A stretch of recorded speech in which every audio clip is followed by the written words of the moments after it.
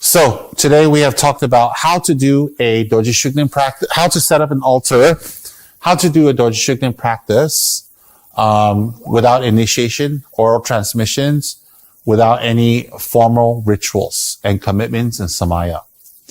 So let me have a little shakedown.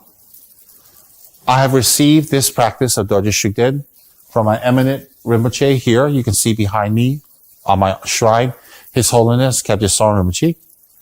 His Holiness Kyabje Soren Rinpoche behind me is my root teacher, my root guru, the one who initiated me, the one who asked me to practice this practice. So I continue to practice to keep my commitment to my guru. As simple as that. Okay? This practice is 350 years old approximately, passed down through a long line of very eminent and erudite masters and teachers. Dorje Shugden's nature is that of Manjushri, or an emanation of Manjushri. His purpose is to remove obstacles, to purify, help you purify karma, to remove obstacles that you can reach higher states of consciousness, and in between remove some immediate obstacles for your secular life or your normal life to be more smooth. When you do this practice, do you have any special commitments? There's no special commitments, but it will be good to always develop a kind heart for others. You don't have to be any religion. You don't have to subscribe to any school of Buddhism. You don't have to be Gelugpa or anything to do this practice. Some people like to say only Gelugpas can practice Dorje Shugden, or Dorje Shugden will not help people who are not Gelugpa. That's not true. Dorje Shugden is Manjushri. Manjushri doesn't look at you with the labels that you put on yourself or ourselves.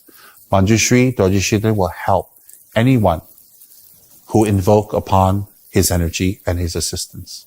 Okay? When can you do this practice? You can do this practice morning, afternoon, night. You can do it a few times a day. You can do it anytime you like, up to you. All right? You can do this practice for someone who has passed away. You can do this practice at a funeral or a wake. You can do this practice for someone who is not happy. You can do this practice for a pet. You can do this practice for someone you love in the hospital, someone who's ill. You can do this practice for someone who's afflicted with some negative spiritual beings that harm them. You can do this practice. You can do this practice to help you get a job, to have things more smoother. If you're afraid, you can do this practice to protect you. If you travel a lot, you can do this practice for anything you need in life to help you. And what do you need to give back to Dorje Shugden? Absolutely nothing. Nothing. So how come from Dorje Shugden everything is free?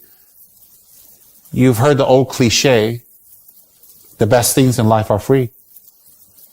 The best things in life are free. So we don't owe Dorje Shugden anything. Do we have to convert to Buddhism? Of course not. As I said before, you can be any religion or no religion to get help, because compassion has no boundaries. Compassion has no barriers. Dorje Shugden's, Manjushri Dorje Shugden's compassion has no barriers. And do we need to have an altar? We don't. If you have one, you can. You can have any way you want. You can add your altar to the existing altar, or you don't have to have an altar. I have many free downloads for you to download, for you to print out Dorje Shugden picture of any size you like on my website. And if you wish to buy water bowls and Serkim items or special ritual items, it's on my website. You can also see where that's available also. On vajrasecrets.com, that's up to you. And why am I recommending this practice? Because I've done it for over 30 years. I'm a pragmatic person. I'm a practical person. I'm a logical person. And I'm an ordinary person, and I have a lot of obstacles. So for the last 30 years, I've seen many, many unexplainable help that I have received that has helped me overcome a lot of difficulties I have had. And it came after I prayed to Dorje Shugden. Has anything bad happened to me because of Dorje Shugden? Not that I can remember, not that I can see, or not that I can recall. So, if I have a bad dream and it's been particularly quite frightening, if I pray to Dorje Shugden, I request him for help, the dream will literally stop. If I needed a job, he helped me get a job. I know of a monk from Tibet. He escaped from Tibet from his village in Yara. And then he had to run away to Lhasa, which takes about a month to get there. From Lhasa, he went to the Nepalese border. To the Nepalese border, he climbed the mountains and he came into Nepal, and then he went to India, then he went to the monasteries. This was about 15 years ago. And I know him very well. He's my friend. And he's a very simple monk. He's from a village. His parents are farmers. So he told me about his escape from Tibet. And he told me when he left the monastery, he only had his robes and he didn't have anything else. And because it was a rush escape, he had some shoes on. So after he traveled, when he traveled, he had some food. So Tibetans have tsamba. You mix that with water, you can eat it. It keeps you, it's barley flour, keeps you full. So he had run out of tsamba. He had run out of some cheese he had dried cheese. And he was literally in an area that was open field, like hundreds of miles around him, hundreds of kilometers around him. It's just open. It's mountains. There's no villages around. There's no temples around. There's nothing. And so he had arrived in such a place because he couldn't go on the normal route. And he was starving. He was starving and he was hungry. There's no one around. So he said that he had prayed to Dorje Shugden because that's the protector of his temple and his monastery that he had come from. He had prayed to Dorje Shugden and he fell asleep. And when he woke up in the morning, next to him was a bag of tsampa. Right next to him. He got up, he looked around. There's nobody around. There's no herders. There's no farmers. There's no nomads. There's no temples. There's nobody around. But he had a bag of tsampa. So he was able to get some water from the river and mix that with the tsampa, eat that, and keep himself full till he got to a next village, which took another week or so. And I said, where do you think that food came from? What do you think? He says, definitely Dorje Shugden gave it to me. I said, why do you think that? He says, because I prayed to Dorje Shugden, and the next thing I know, I get a bag of tsampa. You tell me where that came from. Then I met a very old Tibetan couple back in the 80s in America. An old Tibetan couple who used to come to Thupten, Darjeeling, where the center I was at, to always do pujas and talk with Geshe Tsurim Gyaltsen. And this old couple used to live in Orange County, which is about 2.5 hours away that time. And then they would come to our center in Los Angeles and to the Darjeeling, and they join us for pujas. They didn't speak a lot of English, but there was another Tibetan there, and he had translated for us. And because this couple used to come and do Dorje Shugden pujas with us. It's an elderly man in his 70s and his elderly wife in her late 60s. They're Tibetans from Tibet. Very nice couple. And they used to come and they used to do pujas. And one day there was a translator, and I got a chance to talk with them with a few other students. And we had asked them, about their history and their background. And they told us something very interesting. They told us that they are very dedicated to Dorje Shugden, and they're very devoted to Dorje Shugden. They've been practicing Dorje Shugden for nearly 50 years. And the reason is because in Tibet, where they live, they're near a river. And the river that year had flooded. There was unusual amount of rains and it had flooded. And the river, the water rose and it encroached onto the land and encroached onto their house. And there's a lot of houses in that area. It was pulling their houses into the river. Literally. It was pulling their houses into the river. They told us themselves. So they got onto the roof. The husband and wife and their family members got onto the roof. And while they're on the roof, they could see their house being pulled into the river and onto the river. They couldn't cross the river. It's too torrential. So they didn't know what to do. So the husband and wife got on their knees and prayed to Dorje Shugden, asked for help. Please help us. And you know what they said?